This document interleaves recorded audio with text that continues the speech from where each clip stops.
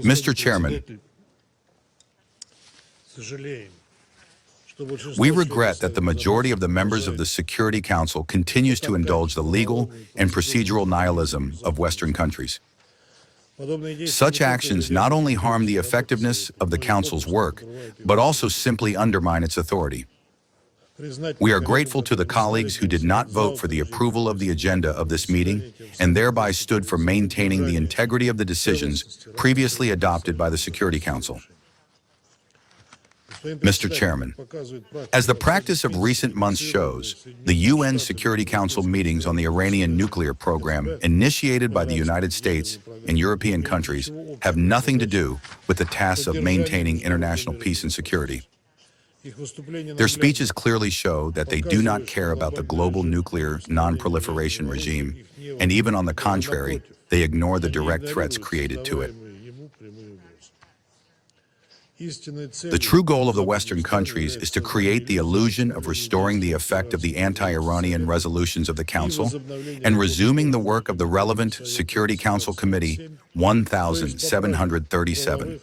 That is, the trampling of the legal and procedural foundations of the Security Council's work in the interests of exerting pressure on the Islamic Republic of Iran. The position of the Russian Federation regarding the allegedly taken place snapback is of a consistent and principled nature. It has been repeatedly brought to the attention of the UN member states. Everyone interested can familiarize themselves both with the letters of Russia, China, and Iran distributed in the Security Council and General Assembly on this matter, and with our numerous speeches in the Council. However, for the particularly forgetful, I will voice the main points.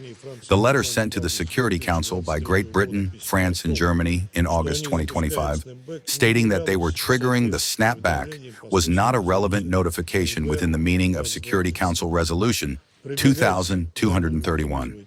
These countries had no right to resort to this mechanism due to the chronic serial violations committed by them regarding this document and the Joint Comprehensive Plan of Action approved by it, as well as their gross disregard for the provisions of the JCPOA, stating that any dispute arising within the framework of the plan's implementation must be comprehensively reviewed within the framework of the dispute resolution mechanism at the Vienna venue before being referred to the UN Security Council. For this reason, the results of the Council's vote on September 19, 2025, on the draft resolution unlawfully introduced by the Republic of Korea could not entail any legal or procedural consequences from the point of view of implementing the snapback. No matter how much Western colleagues try to convince us otherwise, reality is inexorable. No restoration of the effect of anti-Iranian Security Council sanctions has occurred. Security Council Resolution 2231 ceased its effect, as was prescribed by it on October 18, 2025. On the same day, the agenda item, non-proliferation, was removed from the list of matters with which the Security Council deals. That is, the Council completed its consideration of the story around the Iranian nuclear program. No unlawful steps by the UN Secretariat in violation of Article 100 of the Charter of the organization, including the restoration of the website of the Committee 1737 and its sanctions list, can serve as a justification. Thus, there are no grounds for resuming the work of the Committee 1737 and holding its briefings in the Council. The fact that individual members of the Council are trying to prove the existence of the Committee by organizing stakeouts only shows that they themselves are struggling to prove to themselves and to other UN members the legal deficiency of their position.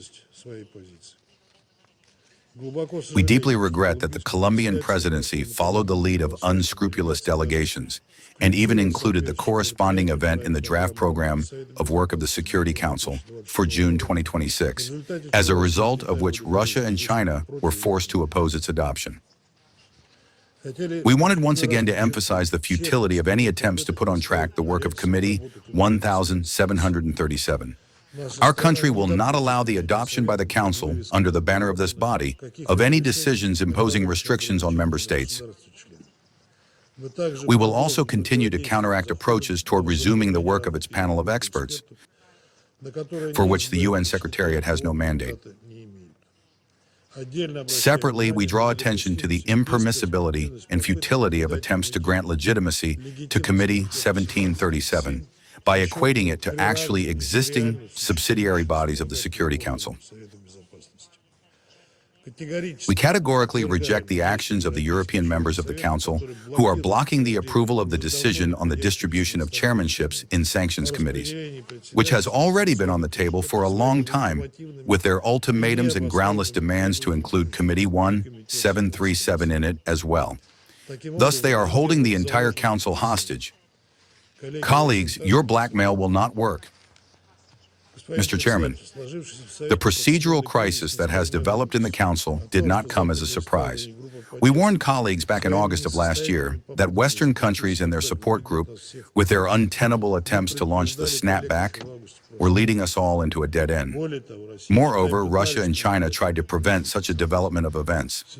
In September 2025, our countries introduced a draft Security Council resolution on extending the validity period of Resolution 2231 in order to allow additional time for diplomatic efforts around the Iranian nuclear program without creating a legal vacuum and a parallel reality in the Council.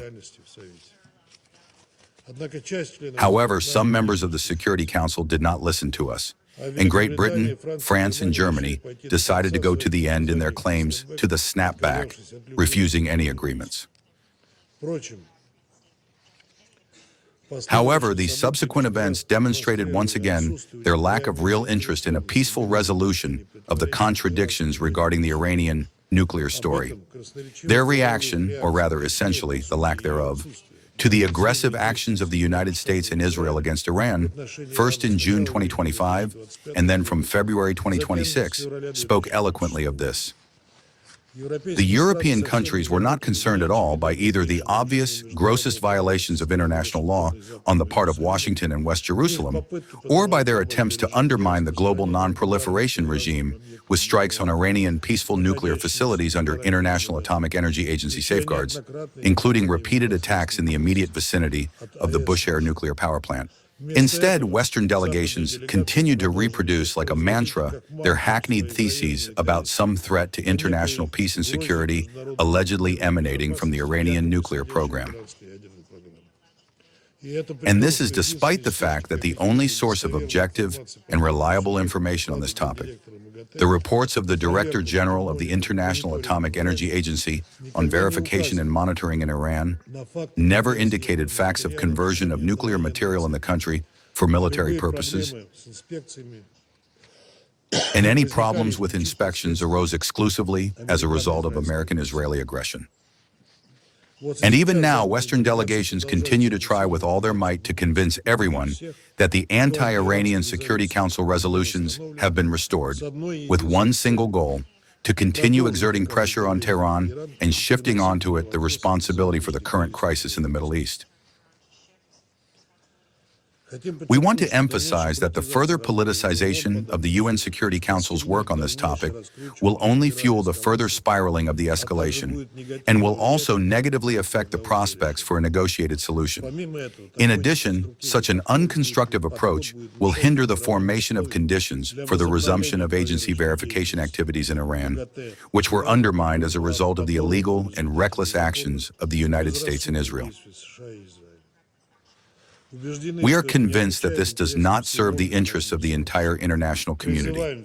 We call on all members of the Council and its President to stop pouring oil on the fire and to focus on the work to facilitate a political and diplomatic settlement around Iran, in which a number of constructively minded states are already involved, including our Pakistani colleagues. Russia is ready to fully assist these efforts. Thank you.